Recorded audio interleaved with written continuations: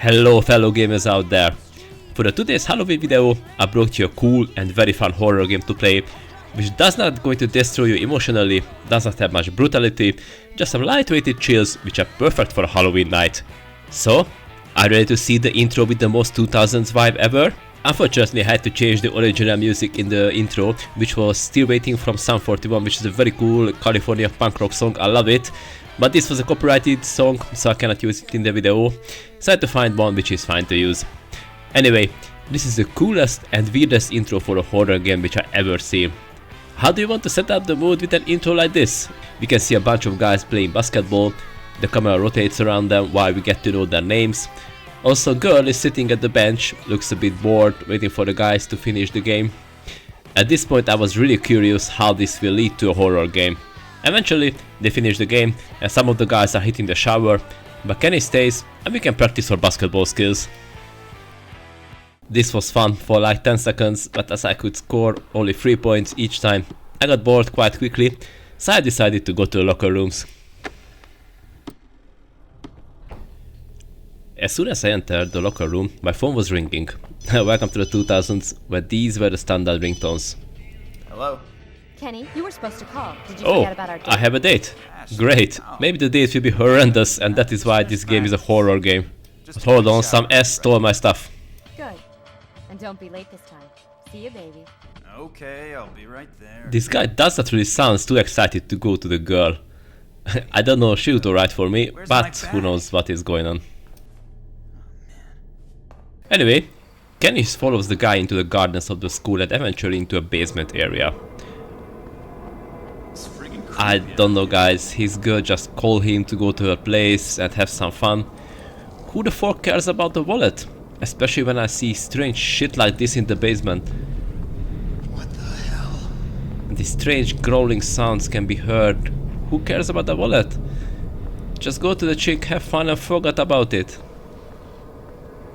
I don't want to spoil much from the story, but Kenny disappears in the basement and his friends are starting to worry about him. This is the point where we are going to meet the main characters in the game who are going to be or can be our teammates throughout the game. So they agree to meet up at 6 PM at the cafeteria to look for Kenny together if he does not show up in the meantime. Of course, Kenny is still missing and our starting team will gather at the cafeteria and our creepy evening begins. What I enjoyed in the setting is that the story starts at sunset and as you go around the school you will get a few hints that something is just not right and it just gets worse and worse. Someone locks the doors and we are already stuck in the cafeteria. Let me tell you about the teamwork in this game. If you play solo, not with a friend, with another controller, you can give orders to your teammate. I know what we are thinking of here. Are they dumb? Are they annoying? Well, this was what I was afraid of, to be honest. Well, they're actually not. I'm quite impressed that they are not in your way, blocking your movement, not acting like idiots. Actually, from the interactions and how they behave, it feels like you are playing with another human player, and I think it is quite impressive. There are multiple guys and girls who can be your teammates. I just stick with Shannon, the first girl, but if you feel like you can fight your way through with the cool guys or the cool chick who can fight and have special attacks. Each character has a special useful skill, like Josh, who can tell if there is anything left in the room to pick up. This is a very good skill, as in most adventure games you have to look really carefully where some items are. Or Shannon, she was my teammate throughout my gameplay. She can give you clues where to go or what to do next, and these are quite useful. This game is a classic survival horror, where you have to find items, use them in specific places, fight monsters and stuff like that. We've seen this many times before, but if it is done right, we can play as many survival horror games as possible. And here, it is done very well. The controls are very good, smooth, the running is actually very fast. And the game is just generally aged very well. What I also enjoyed in this game is that there are interactions between you and your teammate. They are making comments, even mentioning that they are tired, or sometimes using funny one-liners. This makes the game much more alive than just two silent characters moving around. Obscure has a very clever item management system.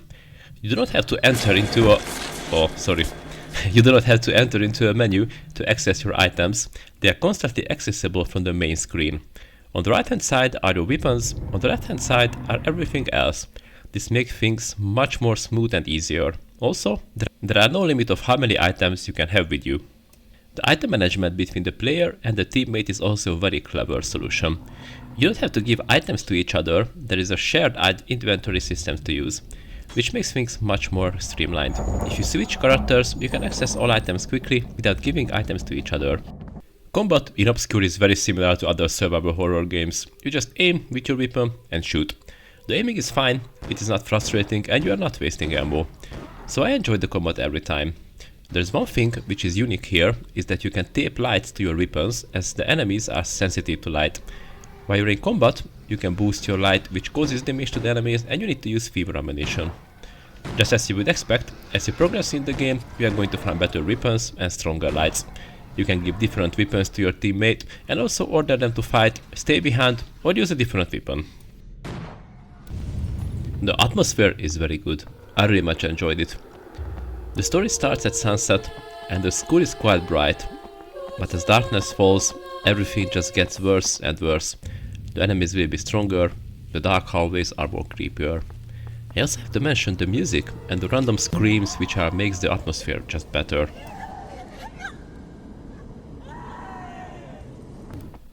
There are a few jump scares as well. I'm not a fan of them, but if they are done right, I am fine with them.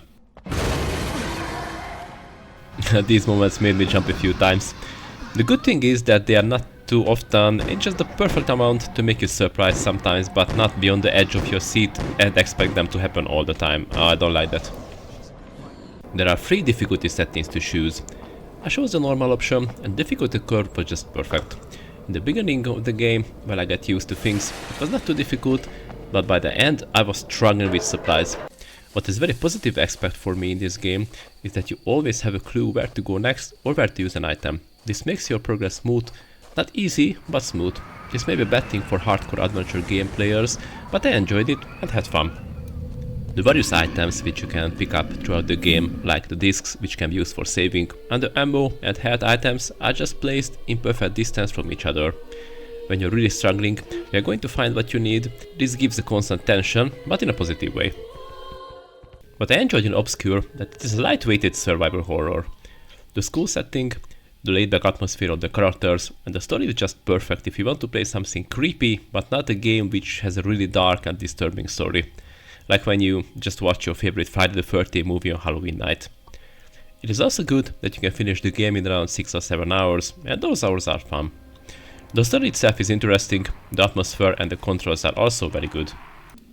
Believe it or not, I found only one thing what could be better in the game, and this is just only a minor thing. Sometimes the camera is just not showing things from the right angle. This not really affected my gameplay or frustrated me, but this is a notable flaw of the game. So, should you play Obscure? Well, if you like what you see in this video, and you played Resident Evil-like games before, or just have a light-weighted survival horror, this game is for you. In my opinion, it has been aged very well. The story, the setting, and the atmosphere still holds up very good. And it has a sequel, but I'm definitely going to play, and I hope that it is as good as the first game was. I hope that you enjoyed this video. If you're not subscribed yet, now it is a great time to do so. Also, the YouTube algorithm has chosen a video for you. It is on the screen now, check it out. Thank you for being with me here today, and I'll see you in the next Backlog Quest video.